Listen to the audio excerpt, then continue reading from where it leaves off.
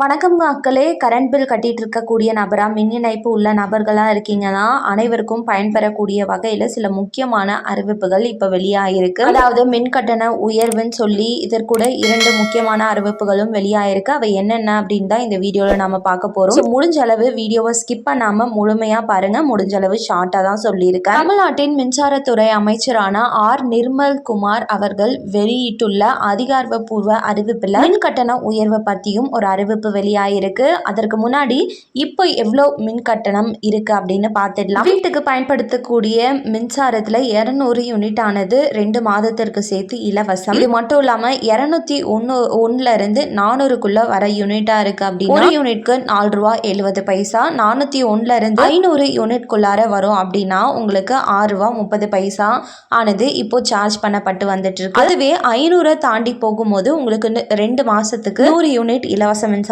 மட்டும்தான் கொடுப்பாங்க.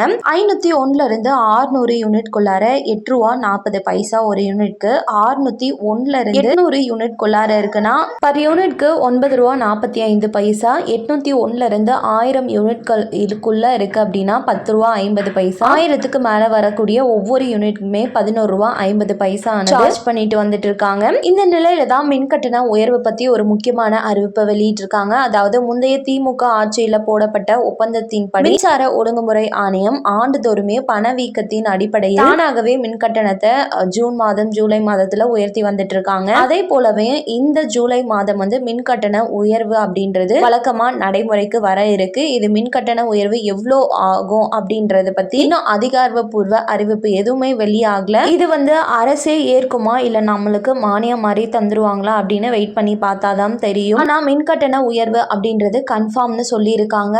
ஜோசப் விஜய் அவர்கள் கிட்டத்தட்ட 231 புதிய துணை மின் நிலையங்கள் தமிழகத்துல அமைக்கணும் அப்படின்னு உத்தரவிட்டிருக்காரு. அது மட்டும் இல்லாம பராமரிப்பு மற்றும் பழுது பார்க்கும் பணிகளுக்காக உடனடியாக 15,058 புதிய பணியாளர்களை நியமிக்கவும் உத்தரவிட்டிருக்காங்க.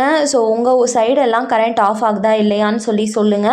இன்னொன்று என்னன்னா வர 15 நாட்களுக்குள்ளார பொதுமக்கள் தங்களோட கருத்துக்கள் இதை பத்தினது, அதாவது மின் கட்டண நிர்ணயம் இல்லை ஏதாச்சும் முக்கிய மாற்றங்கள் மின்சார ஒழுங்குமுறை ஆணையம் பற்றி ஏதாச்சும் கருத்துக்கள் தெரிவிக்கணும் அப்படின்னா உடனே எங்களோட வெப்சைட்குள்ளார போயிட்டு நீங்க உங்களோட கருத்துக்களை பதிவு செய்யலாம்னு சொல்லியிருக்காங்க. இவை அனைத்தும் தான் இப்போ வெளியாகி இருக்கக்கூடிய முக்கியமான அறிவிப்புகள்.